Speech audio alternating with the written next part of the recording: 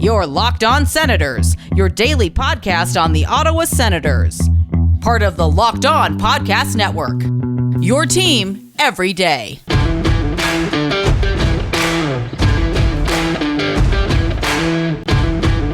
I'm Jake Sanderson, and you're listening to Locked On Senators podcast. I'm Tim Stützle, and you're listening to the Locked On Senators podcast. Welcome inside episode 373 of the Locked On Senators podcast. I'm Ross Levitan in the heart of enemy territory, downtown Toronto, alongside Brandon Pillar up in Collingwood. We got to let you know, today's episode is brought to you by Rock Auto. Amazing selection, reliably low prices, all the parts your car will ever need. Visit rockauto.com and tell them Locked On sent you. Well, you know when you have a car and you feel like there's a part missing? That's how we feel about the Sens roster right now without a contract for Brady Tkachuk, for Drake Batherson. Philly franchise needs a new one, as does Victor Mete, who filed for arbitration on Monday. In today's episode, we're going to project what those contracts could look like, and we put up a poll as well at Sens Central. So go have your say who you think will be signed first of that foursome of restricted free agents. Then we'll turn our attention to the available unrestricted free agents that remain. Could any be a fit in Ottawa? We'll touch on all that and more. This is the Locked On Senators podcast, your team every day.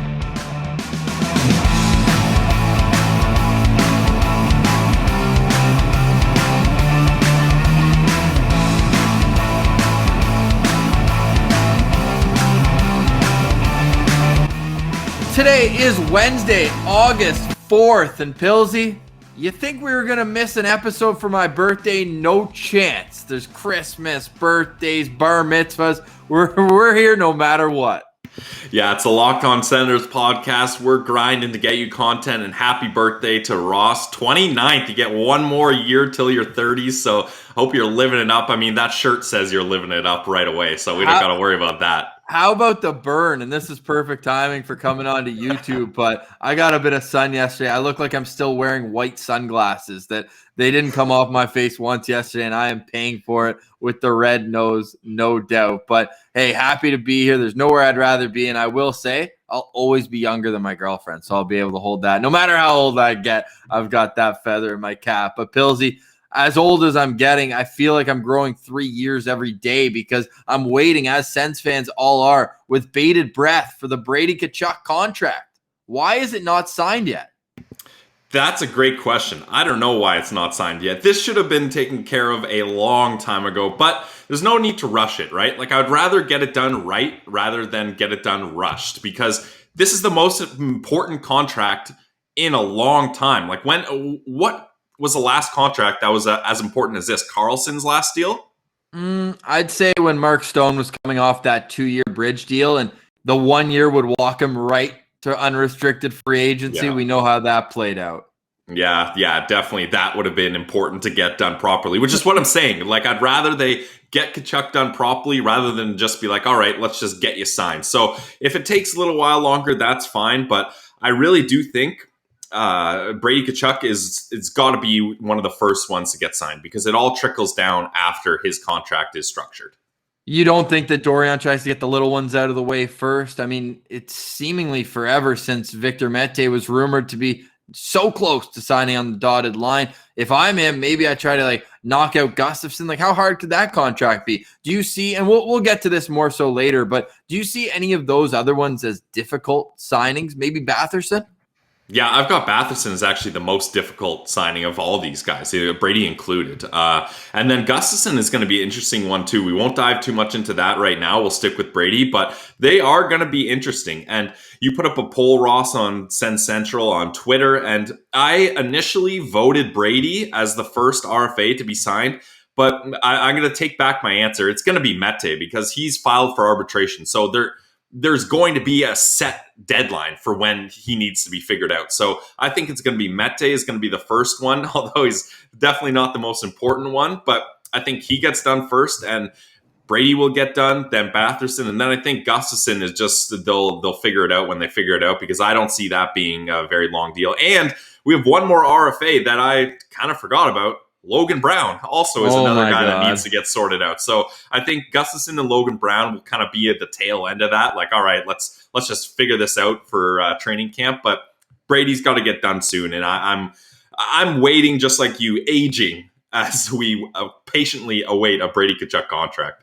I got an FU text message from my girlfriend who's in the next room when I made that age joke, so I've learned my lesson. But I wonder if teams have learned their lesson about negotiating with Tkachuks, because it was only 2 years ago that Matthew held out the first week of training camp without a contract. He ends up signing a 3-year, $21 million contract, but with a rising salary. First year was $4 million in signing bonuses with just a $1 million salary. The next year, the one that just passed, 3.5 signing bonus, 3.5 base salary. And then this upcoming year, the final one before he needs a new contract, is all $9 million salary. Now, agents are getting smarter and smarter. That means that the qualifying offer for his next deal has to be a minimum of $9 million. Now, they can negotiate a longer-term contract, and that wouldn't play a role, but that does put a bit of pressure on the team. We know the Sens hate giving out signing bonuses, but if that's the difference between Brady showing up at camp or not, he is, like, Matthew Tkachuk is an extremely important member of the Calgary Flames, but the Ottawa Senators, I think they should postpone training camp if Brady Tkachuk can't be there. This is an absolute crucial signing that cannot wait until the second week of training camp. It just can't. Just think of, what does Ottawa Senators training camp look like without Brady there? It would just be weird. Angus Crookshank's going to take reps alongside Norris and Batherson? Like, come on. Yeah, I don't know. Like, who's leading stretches day one? It's not Brady. Who's it going to be? So I just think, yeah, they need to get it done. I'm confident they'll get it done before training camp. Now, as far as signing bonuses go, I don't think the Senators bend, Ross. I think they're going to hold tight to their strict no signing bonus rule, because once you bend, then eventually I think it's going to break, and then all players are going to be pushing for leverage to get those signing bonuses. I think the Sens just say, hey, look, we know your brother Matthew got signing bonuses in Calgary. We're not Calgary. We don't do it that way here. And we're going to have to figure it out, because that's not how we operate. And I can see Eugene Melnyk standing firm on that and saying, no, that's just not an option. I think you're more likely to get away with that on a bridge contract than a long term. So would you think maybe if Brady says, hey, give me some signing bonus, at least up front, and then I'll consider a 7-8 year contract. Then do you think if you're Eugene Melnyk, maybe you're more inclined to give in and give him some upfront money? Look, don't get it twisted. If it was up to me, hell yeah, give him any signing bonus he wants. But I don't think, even to entice him to sign long term, I don't think they're going to bend there. Like, it seems like that's a really firm point for the Ottawa Senators, and they're not going to do it. So I think Brady's just going to have to accept that if he wants to stay in Ottawa long term. And like with the signing bonuses, I think maybe if you're a player who's like a middling player and you want to get a big lump sum of money up front so you can get it invested, buy a house, whatever, then I think it makes sense to really push for that signing bonus. But I mean, if you're Brady Tkachuk or Thomas Chabot, you're going to have a high career earnings. So maybe you're not as desperate to get a big chunk of money up front. I don't know. I'm not a guy who deals with millions and millions of dollars of business deals. So I don't know exactly the pressure to get a lump sum up front. But I just think if you're a guy like Brady Tkachuk, the money's coming. Like, you're going to get your dough. Maybe you're not going to get it as soon as some of your buddies around the NHL, and you don't have that opportunity right away. But it's coming to you. So I don't think that he should worry too much about that. But again, that's just speculation from a podcaster. So who knows how legit that is. No doubt. I believe there's some tax breaks when you acquire a lump sum in one part. So that could be something. But again, not an agent. Maybe we'll have one on the podcast eventually, because it would be kind of interesting. We had an agent. We had Drake Batherson's agent. Remember, Making Sense of the Sens? Actually, I think he was our very first guest before Batherson or Sean Donovan. We had, and I'm blanking on the name right now, apologies, but Drake Batherson's initial agent we had on the show. And it was actually really interesting to get a chance to chat with him.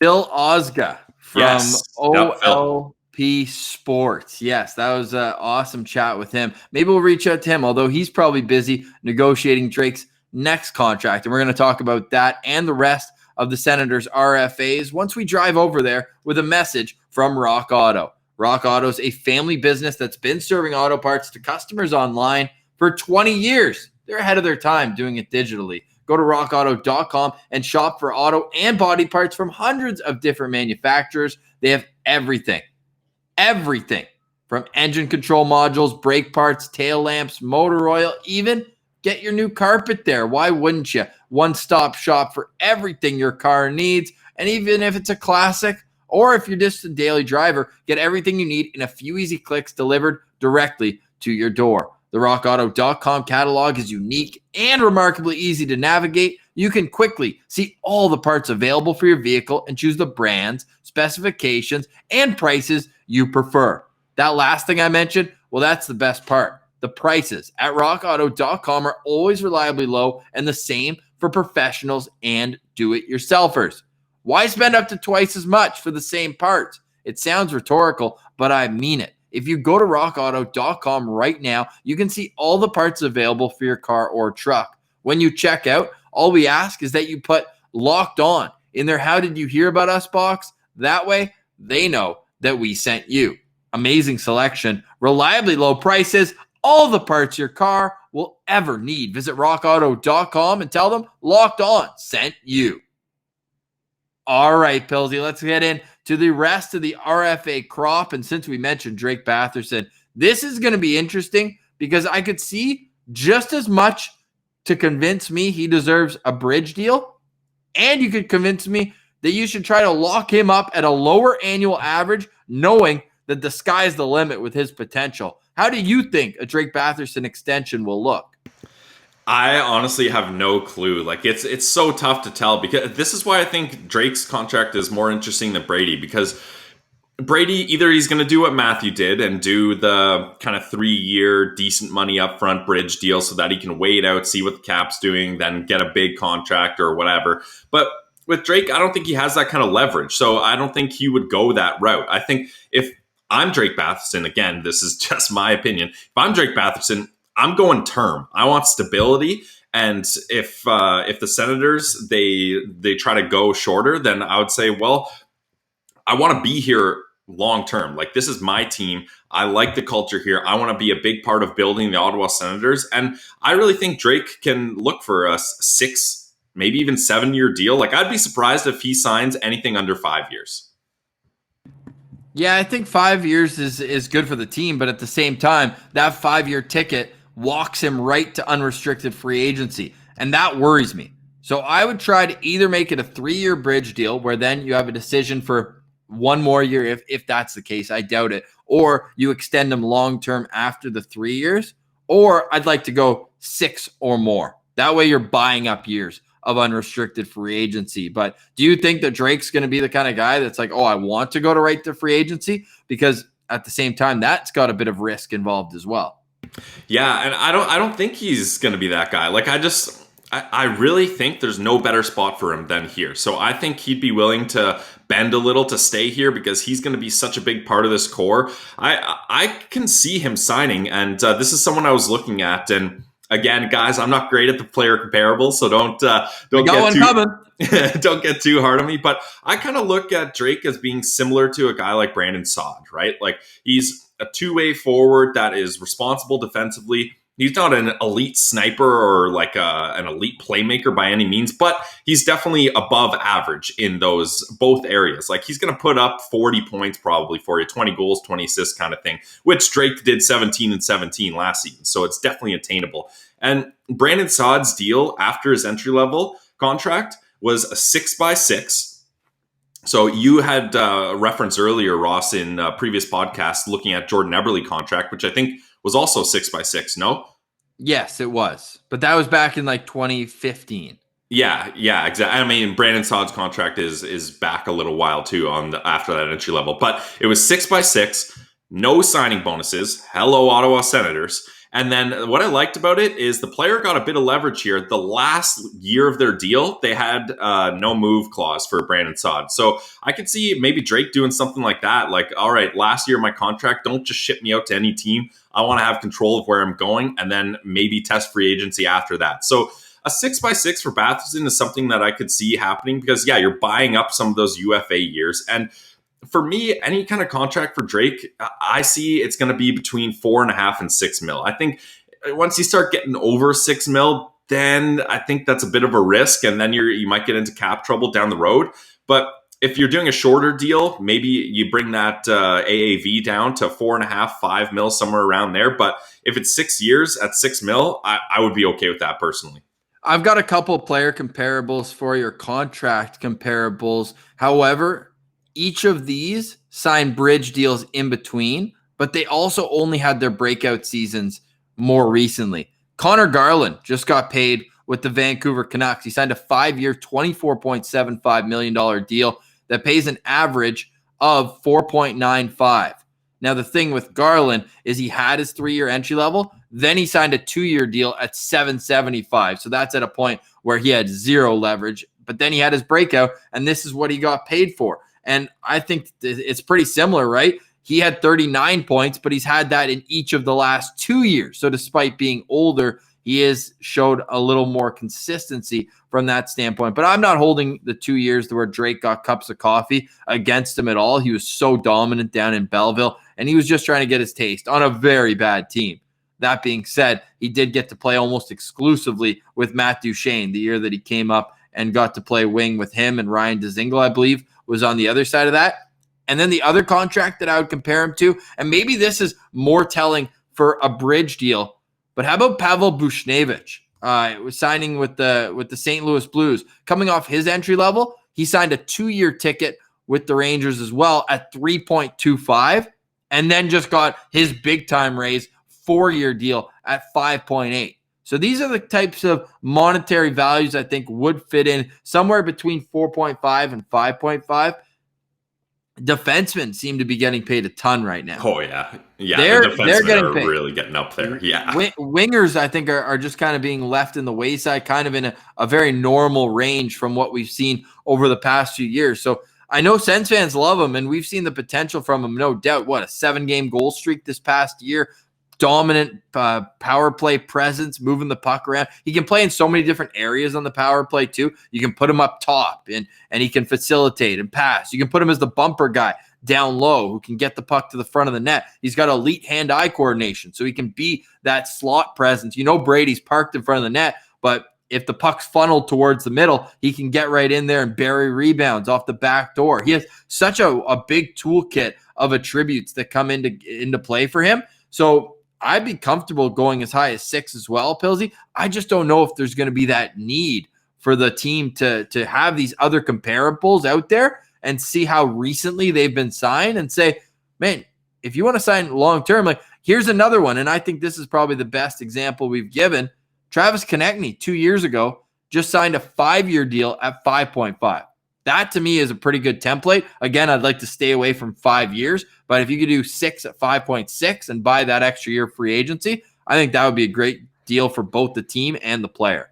Yeah, I agree. And that's the thing. Like, I think with Batherson, you're looking at him as a top 6 contributor. So once you get started past 6 million, you're looking at top line guys, right? And sure, Batherson plays on the top line, but in a general sense, I wouldn't consider him a top line guy. You know what I mean? So I think it's important for the Sens to show that they respect his value. Like he's a big part of the Norris, Brady, Batherson line, obviously. Like I think it'd be hard to replace Batherson in that role. It'd be hard to find a guy that fits what he needs to do for those two players to succeed. So I think it's just as important for the Senators as it is for Batherson. Like this is a perfect match. They need to get something done here.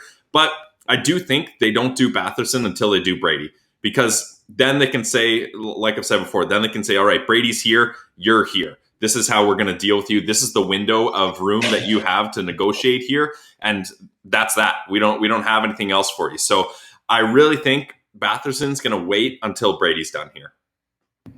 Sorry, now you're getting the whole live experience on YouTube. Alfie just spilt his entire bowl of breakfast all over the place and scared the bejesus out of him, if you heard that noise there in the background. He'll make an appearance on the show eventually, but I feel like that should be, once we get to 500 subscribers on YouTube, Alfie will make an appearance on the show. No, not Daniel Alfredson, just my pup. We'll just have a whole episode of just Alfie being cute. Honestly, it might get them more views than your us, face yeah. and my mug, honestly. But hey, if you like what you're watching, please consider subscribing to the YouTube channel. You can like our videos as well. We've really appreciated the comments that have been trickling in. This is a new experience for us, and we're really enjoying it so far. Great to get us warmed up going into next year. I'm in the middle of a move, so I'm going to get a little bit better of a studio setup, so I'm not literally in my kitchen. And I'll have a framed goalie jersey up in the background as well. So we're looking forward to September when we get back to 5 shows a week. But for now, for up-to-the-minute updates, follow us on Twitter at Sens Central. You can also find us lockedon.senators and subscribe to the podcast as well, guys. If you're watching on YouTube, you know that you can take us with you wherever you go. You can subscribe on Apple Podcasts, Google Podcasts, or on Spotify. Pillsy, we still have some more RFAs to discuss and what's left around the league. There's still some notable unrestricted free agents for sure, but let's power up before we get there and grab a Built Bar. You want to tell us about our friends over at Built Bar, Pillsy? Do I ever, Ross? I love me some Built Bars, and there's no better time to get a Built Bar than the middle of the week. Like, that's perfect. You made it this far. It's Wednesday. Let's have a Built Bar to get us through the rest of the week. It's a protein bar that tastes like a candy bar. There's so many different amazing flavors to choose from. I love all of them, and I'll help you pick one later on in this ad. The bars are covered in 100% chocolate. That's why they say it tastes like a candy bar. You get chocolate no matter what flavor you choose. It's soft. It's easy to chew. The texture is probably my favorite part about it. Like, you don't want to have a crunchy, tough Built Bar that like you need to put like in the side of your mouth to chew with your back teeth. Like, that's not good for anyone. So what you want is a Built Bar. The Built Bar is great for the health conscious guy or girl. They're low calorie, low sugar, but high protein, high fiber. You gotta love that. Now, like I said, there's so many different flavors to choose from. How do you go about picking one? Well, let me help you out, guys. And I'm gonna go with the classic here, Ross. Like, sometimes you want the big fancy flavors, the grasshopper cookie, the cookies and cream. You want something totally new? Why not just go for a nice, easy double chocolate? I already told you all the bars are covered in 100% chocolate right away. But then if you love chocolate a lot, get the double chocolate. It's the perfect balance of chocolate, texture, flavor, and nutrition. Only 130 calories, so one of the lower calorie options on the Built Bar menu. Then you get 17 grams of protein. You gotta love that. And you get the flavor that you love if you're a chocolate lover. Chocolate on chocolate. So to make the deal even sweeter, you know we got you guys hooked up. Go to BuiltBar.com and use promo code LOCKED15 and you'll get 15% off your next order. Go to BuiltBar.com, use promo code LOCKED15 and you'll get 15% off your next order. Guys, it's Built Bar, the protein bar that tastes like a candy bar. All right, Pillsy. So we mentioned we put up a poll at Sens Central on Twitter. Which Sens RFA signs first? Is it Drake Batherson, Philip Gustafson, Victor Mete, Brady Tkachuk? And I forgot about Logan Brown, which should be another 1 year show me contract. Can you stay healthy? Can you contribute? The ship hasn't sailed. He's still on the roster. And I'm glad the Sens didn't just give him away for like a third or fourth round pick. There's value in an 11th overall player who has shown flashes. Like, the skill is there, but can he stay healthy and can he contribute at the NHL level? All right, that's our Logan Brown breakdown. But the poll so far, Brady Tkachuk leading the way at 36%. Fans thinking like you, Pillsy, everything trickles down from the star player, the future captain of this team, Brady Tkachuk. But I think there's also some wishful thinking because everyone's refreshing their Twitter. Everyone's waiting with bated breath. When will Brady Tkachuk sign that extension? Coming in second, Drake Batherson at 27.5. In third, Philip Gustafson, 20.3. And Victor Mete at 16%. That poll will be open for 2 more days. We're through 500 votes already, and it's only been a half hour as we're recording here just past 9:30 on Wednesday morning. But Pillsy, Philip Gustafson, do you think that a contract structured like Joey Decord's would be a good idea, where Joey signed a 3-year deal? First and second year are 2-way but then you give him that little carrot dangling in front and saying that third year, it's a one-way deal. You're making NHL money no matter what. Yeah, and similar to Marcus Hogberg, and just quickly before we get to Gustafsson, I can't tell you when Brady Tkachuk's contract is going to be signed, but Ross, I can pretty much guarantee you it's going to be when we're in the middle of an episode. We're talking about, we've got all our Brady Tkachuk hot takes, and then it's going to totally throw all our takes out the window, and we're going to have to refresh. That's all I can guarantee is that's when it's going to happen, is when we're in the middle of a recording. No, I'll do you one better. It's when you're going to be in the middle of editing, and we're going to be just that's wrapped. Even worse. We're like, all right, Pilsy, hop back on. Throw it right in the garbage. Let's start from scratch. But, hey, that's happening. We expected it last week to age quickly, and that was the fun of all the movement going around. So we're going to finish off the show with a couple of UFAs that are still out there. Like, could they be a fit? Casey Zizekas for the right price? Probably not, but other names that are still out there. But, Pilsy, Gustafsson, would he sign a 3-year deal with the third year one way? Let's say $900,000 AAV. I don't see a 3-year deal coming into play here, Ross. I see either a 1-year deal or a 2-year deal. And yeah, you referenced Joey Daccord. The thing with Joey Daccord's contract too, though, Ross, is even on those 2-way deals, he was making good AHL money. Like, I think it was like $250,000, like $250,000, which like isn't insane. But normally, like the AHL deals, you're looking at under $100,000. So that's still a really good leverage point for that Joey got there. So I think for Philip Gustafsson, you might see a deal similar to what Marcus Hogberg did, right? Remember, coming off his entry-level deal, he did a 2-year, $700,000 AAV. First year, that was 2-way. Second year, that was 1-way. And like you said, it dangles the carrot. It says, all right, we're not quite convinced you're ready for the NHL, and we don't really have an NHL spot ready for you. They've got they've got Murray and Forsberg already slated as the 1 and 2 for the NHL. So what we're going to do, stay down in Belleville, work your way up. Maybe you steal a spot from Forsberg or Murray if there's injuries, who knows what happens. And then your second year, you're all ready to go to challenge for that NHL job. And even if you don't get it, at the very least, you're going to get paid at an NHL rate. So I think that's what we're going to see from Philip Gustafsson, because if I'm Philly franchise, I'm trying to lock in the lowest term possible, because you got to be confident after your 9 or whatever games last season that you can really show them that you can be consistent in the NHL and you can be a good, consistent goalie in the NHL. That's when you want to have your opportunity to sign a fresh new ticket, and that's when you add some term. So I think it's going to be a 2-year deal, 2-way contract first year, 1-way contract second year. Pilsy, who plays more NHL games next year, Philip Gustafsson or Anton Forsberg? That's a great question. And I think what hinges on that question, Matt Murray's health.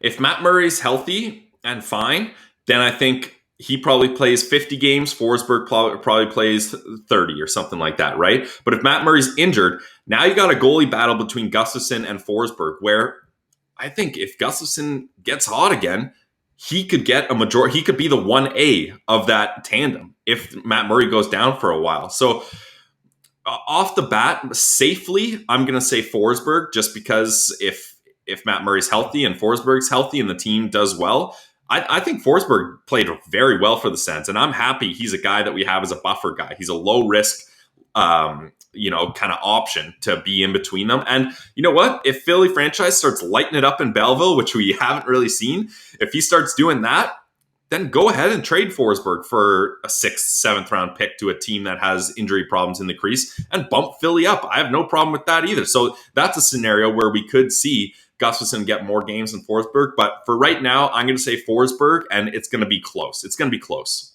I hope so. I hope we at least see 15 games in the NHL for Gustafsson next year. Because, 9-game sample, it's great. He was awesome down the stretch. No question about that. But can he continue? That's extremely important to find out. Now, another low-risk move was bringing in Victor Mete, and we talked mostly about this on Monday's show, so we don't need to get too far back into it. But just in case people haven't heard, I think you and I would both be shocked if that contract is over $1 million.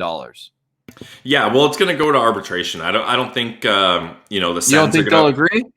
No, I don't think the Sens are going to bend a certain way, and I don't think Mete is going to bend a certain way. They're just going to take it to arbitration because there's not a lot of balance that's going to happen here, right? Like how much can this contract be swayed by either Victor Mete and his camp or the Ottawa Senators and their side? Like, we're talking about a difference of maybe a couple $100,000, right? And it's not like we're in a situation where the Sens feel like they've developed a guy. Like, let's say Batherson instead. I know Batherson can't do arbitration, but they don't have that connection and longevity with him. They don't feel like they owe him anything. So if anything, they probably feel, they're just like, hey, we gave you a chance to play down the stretch. You were about to go to Laval and play against the Belleville Sens. And then, so they claimed him. He got to play NHL minutes. Hell, he got to play on NHL power play down the stretch. So I think any contract that Mete gets, as long as it's a one-way deal, he's going to be pretty excited about that. So I'm surprised they haven't come to terms yet. It is a bit of a head scratcher. And as we turn our attention to the remaining UFAs, I'm glad we ended on Mete, because with the acquisition of Nick Holden via trade and Michael Del Zotto via free agency. Stick taps, by the way, as always, to Ian Mendez. That was an awesome article where he got to talk to Del Zotto. And I didn't realize this as much, but Del Zotto is a fitness freak. So that can only help these young guys develop their game going forward. But with those guys in the mix and Mete still yet to be signed, do you think the Sens are done reshaping their blue line going into next season? I think so, because the only other moves they would make, those guys are gone, right? Like we talked about, Adam Larson, gone. David Savard, gone. Dougie Hamilton, your guy, gone.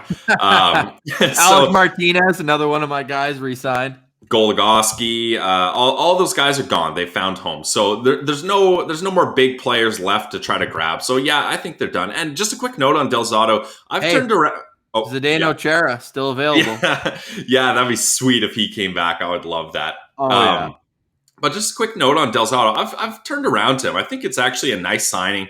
Low risk, 2-year deal. He's still kind of he's a veteran, but he's in his early 30s. So it's not like he's seen a lot of miles. No, he's the oldest 31-year-old in the league. Because we mentioned he played a full season in the NHL at 19. He's the Victor Mete of 31-year-olds, right? Victor Mete is 22 and has 200 games under his belt. So yeah, that is wild. Yeah, it's interesting for sure. But yeah, and low risk is the key word when it comes to Del Zotto. But that being said, so we won't waste any time talking about unrestricted free agent defensemen. And trust me, this list leaves a lot to be desired. Probably the best guy left is Sami Vatanen. And I feel like he always gets left out of the mix here. It's a couple of years in a row where he's looking for a chair when the music stops, and it's not many available for him. But we'll see where Vatanen ends up. But there's a name up front that I'm curious what you think about. A still free agent. Yes, his best career years are a little bit behind him, but Marcus Johansson is still looking for a job. Now, Johansson was in Minnesota most recently, but his days in Washington and then Buffalo, this guy can produce, no doubt. Do you think that there could be some room for a guy like him going forward? Or if Ottawa is going to change it up, do you think that they're better served going via trade? I think there could be some interest for him in a short-term role, right? I don't think he's someone that you would sign to a long-term deal. Like you said, 30 years old. I'm just looking at his stats right now. Yeah, 14 points last season with the Wild. That's not great in 36 games, but that's why he's one of the free agents still available. I haven't put a lot of thought to Marcus Johansson, but he is a guy that could get some interest. Some guys that for depth, you know what, he's in the right situation, but it's not the guy who was flying around Washington 7 or 8 years ago. No, and that's the thing. He's not the same player he once was, but also, a couple of years of Buffalo can take its toll on you, that's for sure. So maybe he just needs a little bit of reset here. But someone I was looking at, and they talked about it on 31 Thoughts, the podcast. I was squatting on this take a little too long, so now it's going to seem like I'm just hopping on their back, but I'd be interested in looking at Thomas Tatar for a 1-year deal. Say what you want. I know you're going to say, this is a guy that was traded for and he was scratched in the Stanley Cup Finals twice. Cool. I don't think the Senators are going to make the Stanley Cup Finals next year. Sorry, guys. But what he does do is... If he's scratched in the Stanley Cup Finals, it means the Sens got there, so nothing wrong with that. Yeah, exactly. That's a great spin zone, Ross. So, he still puts up points in the regular season. He's still a good depth winger, but my idea was, bring him in for a 1-year deal, cheap deal. If the Senators aren't quite looking like they're going to make the playoffs, then you flip him at the deadline, or you just hold on to him and maybe try to extend him if it was a good fit or whatever. But I feel like he could be the type of veteran guy that could replace Dadonov's role and put up similar numbers. Like maybe he's not as an elite sniper as Dadonov, but also we didn't see Daddy really use his sniping abilities in Ottawa. So get a guy like Thomas Tatar for 1 year, see how it works. But Elliot Friedman did mention Thomas Tatar is not really interested in a 1 year show me, flip me at the deadline to a contender type deal. He's looking for term, which is fair, but you got to run out of time and leverage eventually. Like if this gets close to training camp, he's going to sign wherever he needs to go, kind of similar to Mike Hoffman, right? Like you just got to get somewhere. So I can see that happening. Another low risk option, and Ross, I'm interested to see your reaction to this, but I was looking at James Neal. I feel like if you got him at a 1 year deal, that's some depth, veteran scoring. Maybe on the second power play, he could light it up for you. I don't know, something low risk like that. I just love the wingers that Ottawa has right now. So I'm a little less quick on the trigger to get a guy who's not going to play center, no chance of it. So a name I'll throw it at you, and this will probably be the last name I throw. I mentioned Casey Cizikas, kind of tongue-in-cheek, like they've got guys in that role. If you get Cizikas, you better find a way to move on from Chris Tierney type thing.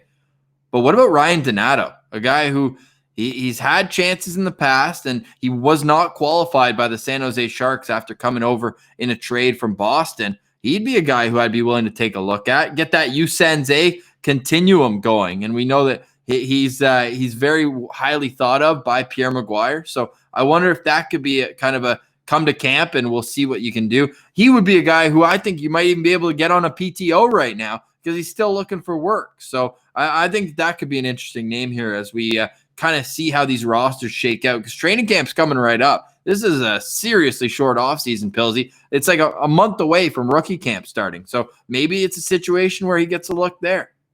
Yeah, I like Donato. That's a good one.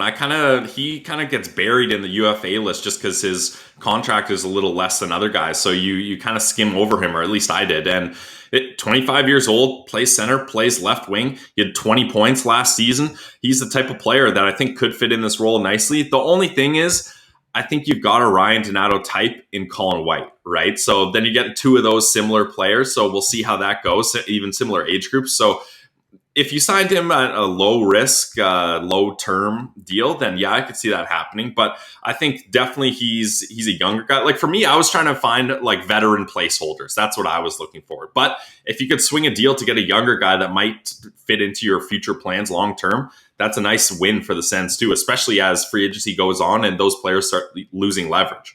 Yeah, I'm really interested to see how many more moves the Sens have up their sleeve before training camp. But the bottom line and the main takeaway from this episode is that Matthew Tkachuk's situation cannot happen to Brady. He needs a new contract well before training camp. They cannot play a game of cat and mouse with the most important member of their current organization. There's simply nobody more important than getting locked up Brady Tkachuk. So on Friday's show, we'll rehash what the Sens roster could look like heading into training camp and maybe some news in between. We're still working with Joey, trying to find a time. It's just work's been busy for us and he's busy obviously as well, but we're still working on getting Joey. Levi Marilainen, expect him coming up soon. We got to welcome him to Canada, tell him what to expect heading to Kingston, that absolute stud. One last note, Ridley Gregg was on the ice with Team Canada this past week and he was on Craig Button's projected list as the fourth line center. So hopefully Ridley gets an opportunity here to represent Canada, which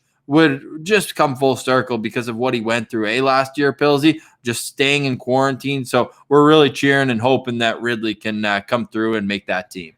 Yeah, I would love to see him in a fourth line role like that, because then we would really see his like grit and determination come out. Not that we don't see that already. I think he does that whether he's on a first line or fourth line, no matter what minutes he's getting. But this is a guy that deserves the chance. Even if it's in a limited role, I think he adds a lot of elements to a team, especially in a short tournament where you're playing similar opponents over and over. Get a guy like Ridley Gregg on your team that other countries are just like, man, I'm sick of playing this guy and I've only seen him for 12 minutes a night. Like that's the kind of guy I think he definitely could help out Team Canada. And I would love to see him on that big stage. Like, let's see what he can do up against some of the Sens prospects on Team USA. Let's see how he matches up against some of those guys. So definitely we're rooting for Ridley Gregg here. Hockey season can't come soon enough, not only for juniors, but the National League as well. Ottawa has played 56 games in the last 512 days. So we thank you so much for your continued engagement and passion towards this franchise. And we hope we can just make it a little bit better to be an Ottawa Senators fan. For Brandon Pillar, I'm Ross Levitan. This has been the Locked On Senators podcast, your team every day.